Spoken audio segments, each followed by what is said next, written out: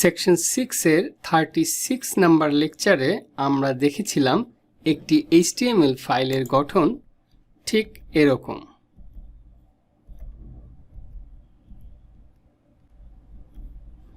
তো এখানে দেখা যাচ্ছে nav header section article aside এবং ফুটার ট্যাগগুলো নিয়ে একটি HTML এর পেজের স্ট্রাকচার দেখানো হয়েছে।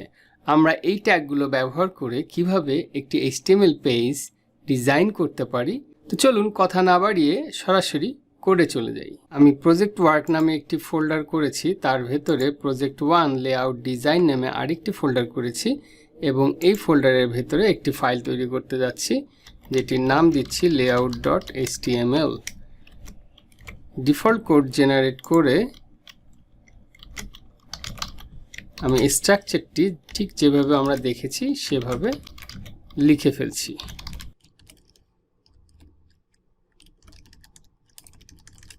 সেকশন এরপরে অ্যাসাইড, তারপরে ছিল আমাদের ফুটার এবং সেকশনের ভেতরে আমরা দুটি আর্টিকেল রাখতে চাচ্ছি।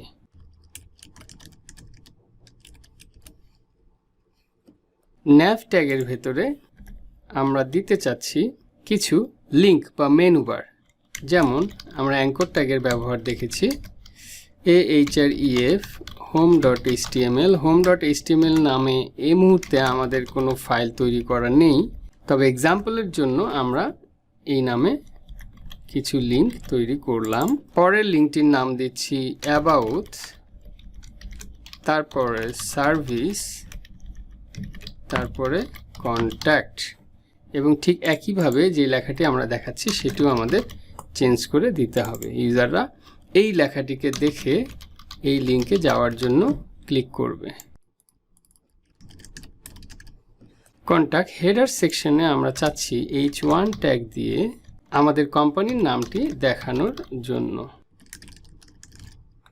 এরপরে সেকশনের ভেতরে দুটি আর্টিকেলের জন্য প্রথম আর্টিকেলে আমরা h2 ট্যাগে this is a blog title এবং ব্লগটি আমরা p ট্যাগের মধ্যে দিতে পারি।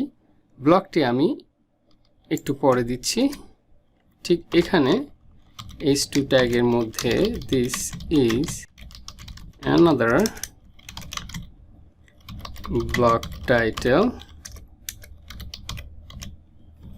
এবং ঠিক একইভাবে এখানে p ট্যাগে আমরা একটি আর্টিকেল দেব। সময় বাঁচানোর জন্য পূর্বে টাইপ করে রাখা আমি কিছু টেক্সট এখানে পেস্ট করছি।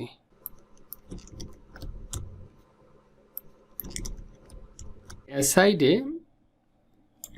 আমরা চাচ্ছি ঠিক ওই একই মেনুগুলো রাখার জন্য এবং ফুটারে একটি p ট্যাগে আমরা কপিরাইট দিতে চাচ্ছি। আমরা জানি অ্যান্ড copy সেমিকোলন দিয়ে কপিরাইট সিম্বলটি আনানো যায়। 3rd I 2019 all rights reserved। এখন আমরা যদি এই ফাইলটি দেখতে কেমন হবে সেটি একটু দেখে আসি। নির্দিষ্ট ফোল্ডারে গিয়ে ডাবল ক্লিক করলে ফাইলটি ওপেন হয়ে গেল। এখানে আমরা দেখতে পাচ্ছি আমাদের পিওর HTML দিয়ে তৈরি করা পেজটি দেখতে ঠিক এরকম। আমরা এখন CSS স্টাইল রুল অ্যাপ্লাই করে পেজটিকে দেখতে ঠিক এরকম করতে চাচ্ছি। তো আমরা ইতিমধ্যেই ফ্লট স্টাইলের ব্যবহার দেখেছি। এখানে সেকশন এবং অ্যাসাইড এই দুইটি ব্লককে আমাদের পাশাপাশি নিতে হবে এবং অন্যান্য ব্লকগুলো শুধুমাত্র ডানে বামে পুরো জায়গাটা নিয়ে থাকলেই হবে। ঠিক আছে, চলুন এখন CSS অ্যাপ্লাই করি। CSS অ্যাপ্লাই করার জন্য প্রথমে আমি এখানে একটি CSS ফাইল তৈরি করে নিচ্ছি style.css নামে এবং ফাইলটি এখানে অবশ্যই আমাদের লিঙ্ক করে দিতে হবে লিঙ্ক ট্যাগের মাধ্যমে এবং রিলেশন বলতে হবে স্টাইল শিট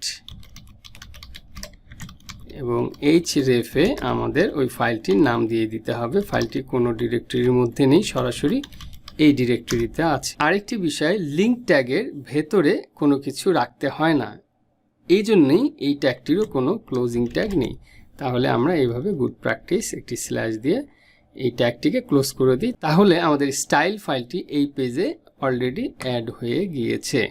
এখন আমরা এখানে কিছু স্টাইল রুল অ্যাপ্লাই করব, যেমন নেভিগেশন বারটি উপরে সবার উপরে থাকছে, সেটার জন্য এটা একটি HTML সিলেক্টর। এর জন্য আমরা কি করতে পারি, আমরা সিম্পলি ব্যাকগ্রাউন্ডে একটা কালার দিতে পারি। কালার দেওয়ার জন্য এর আগে আমরা ওয়ার্ড ব্যবহার করেছি, যেমন ব্ল্যাক, হোয়াইট, রেড, অরেঞ্জ এরকম। কিন্তু CSS-এ বিলিয়নস অফ কালার ইউজ করা যায়, আর এর জন্য একটি নতুন জিনিস আমাদেরকে দেখতে হবে, সেটি হলো দেখতে ঠিক এরকম। এই কালার কোডকে বলা হয় কালার হেক্স ভ্যালু। এখন আমরা কিভাবে বিলিয়নস অফ কালারের কোড মনে রাখব?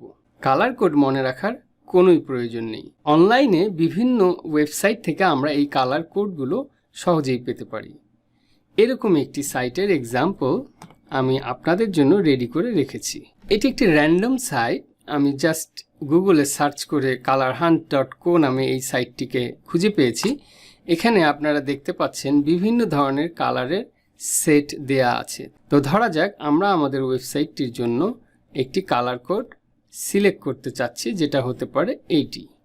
তাহলে এখানে মাউস হোভার করলে হেক্স ভ্যালুটি দেখাচ্ছে। আমাদের যা করতে হবে, শুধুমাত্র এখানে ক্লিক করলেই এই কালার কোডটি কপি হয়ে যাবে এবং সেই কপি করা কোডটি আমাদের যেখানে দরকার সেখানে পেস্ট করে দিতে হবে এবং অবশ্যই এখানে একটি হ্যাশ দিতে হবে।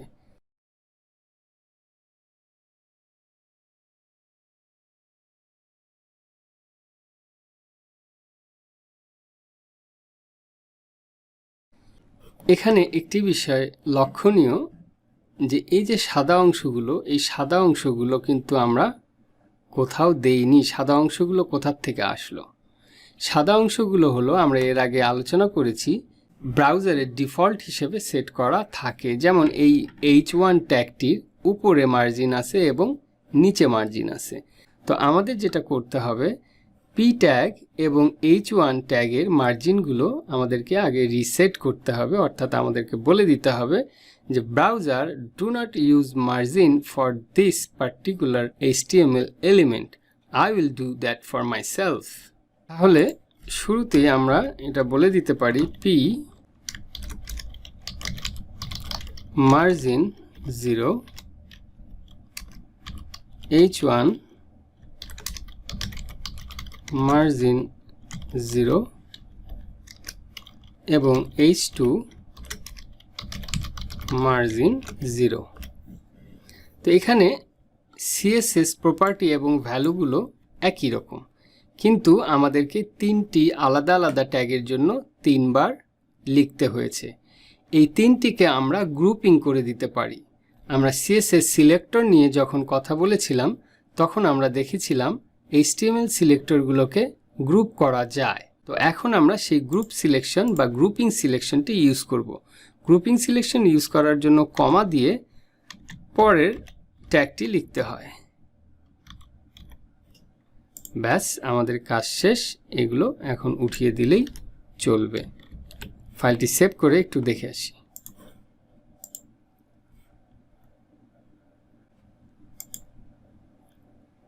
অনেক সময় এক্সটার্নাল ফাইল ইউজ করে CSS অ্যাড করার সময় স্বাভাবিকভাবে রিফ্রেশ দিলে সেই চেঞ্জটুকু দেখা যায় না। এর কারণ হলো HTML, CSS এবং JavaScript এই তিন ধরনের ল্যাঙ্গুয়েজকে বলা হয় ক্লায়েন্ট সাইড ল্যাঙ্গুয়েজ। তার মানে এই ফাইলগুলো আপনার সার্ভার থেকে ইউজারের কম্পিউটারে চলে আসার কারণে ইউজারের কম্পিউটার থেকে সার্ভ করে।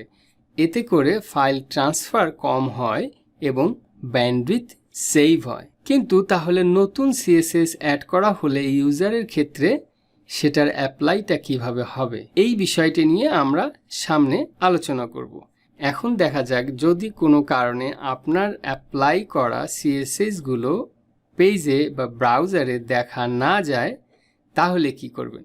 তাহলে যেটা করতে হবে, স্বাভাবিকভাবে আমরা জানি F5 দিলে পেজ রিফ্রেশ হয়, এক্ষেত্রে আপনাকে কন্ট্রোল প্রেস করে F5 দিতে হবে, আর ম্যাকের জন্য কমান্ড শিফট প্রেস করে আর প্রেস করতে হবে, অথবা কন্ট্রোল প্রেস করে ক্লিক করতে হবে। এসব ঝামেলা থেকে মুক্তির জন্য একটি সহজ উপায় আছে।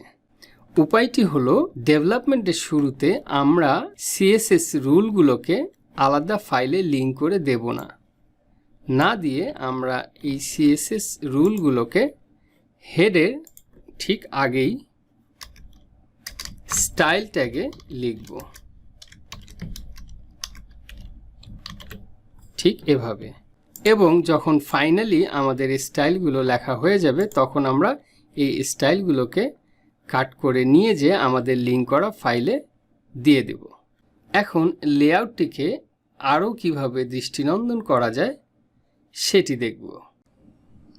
Hello and welcome again. এর আগের লেকচারে আমরা একটি সিম্পল ওয়েব লেআউট তৈরি করার চেষ্টা করছিলাম বা শুরু করেছিলাম, যেটা দেখতে ঠিক এরকম ছিল। এবং এখানে আমরা অ্যাসাইড, সেকশন, আর্টিকেল, হেডার, ফুটার এবং ন্যাভ ট্যাগ ইউজ করে এটি সাইট ডিজাইন করেছি। কিন্তু এখন এই সাইটটিকে কিভাবে আমরা একটি পরিপূর্ণ রূপ দিতে পারি এবং আরো দৃষ্টিনন্দন করতে পারি, সেটাই আসলে মেইন ফোকাস। আমাদের প্রেজেন্টেশনটা কেমন হবে সেটা আসলে আগে আমাদের ঠিক করে নিতে হয়। তো যেটা বলছিলাম যে আমাদের একটা টেমপ্লেট দরকার, অর্থাৎ একটা আইডিয়া দরকার কিভাবে আমরা এই সাইটটাকে লুক অ্যান্ড ফিল দিতে যাচ্ছি। এর জন্য আগে থেকেই এই লেআউটটি ইউজ করেই আমি একটি সাইট করে রেখেছি, যাতে করে আমরা কি করতে যাচ্ছি এটা দেখে বুঝতে সুবিধা হয়। ঠিক এই ধরনের একটা লুক অ্যান্ড ফিল দিতে চাচ্ছি আমরা প্রজেক্ট 1-এ। এবং ডান দিকে যে লিঙ্কগুলো আছে এগুলোতে যদি আমরা মাউস নিয়ে যাই, তাহলে আমরা দেখতে পারবো যে এখানে ব্যাকগ্রাউন্ড কালারটি চেঞ্জ হচ্ছে, অর্থাৎ ইউজারের সাথে একটা ইন্টারাকশন হচ্ছে, যাতে করে ইউজার বুঝতে পারে all these are links and they can go into the page they want to, like home page, about page, অথবা service, contact, Facebook, Twitter, YouTube, যেখানে তারা যেতে চায়। এবং টপে যে নেভিগেশনটা সেটাও অনেকটাই ইন্টারেক্টিভ।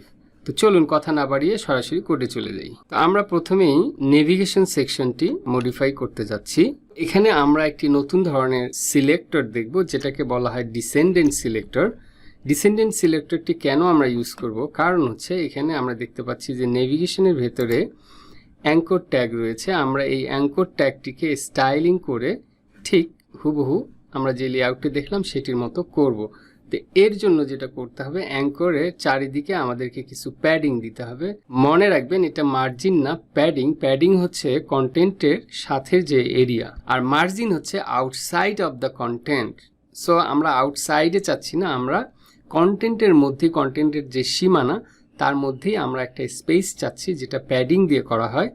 তো আমরা যদি প্যাডিং এ ট্যাগের জন্য প্যাডিং অ্যাপ্লাই করি, তাহলে এই পেজে যতগুলো এ ট্যাগ আছে সবগুলোর জন্য অ্যাপ্লাই হয়ে যাবে। তো আমরা চাচ্ছি ন্যাভের আন্ডারে যেই অ্যাঙ্কর ট্যাগটি আছে সেটিকে টার্গেট করার জন্য আমরা কোনো ক্লাস ইউজ করতে চাচ্ছি না। এখানে আমরা চাইলে ক্লাস ইউজ করে এটি ক্লাস ডিক্লেয়ার করে এই ক্লাস দিয়ে দিতে পারতাম, কিন্তু সেক্ষেত্রে আমাদেরকে 4টি ট্যাগেই সেই ক্লাসটি রিপিট করতে হতো।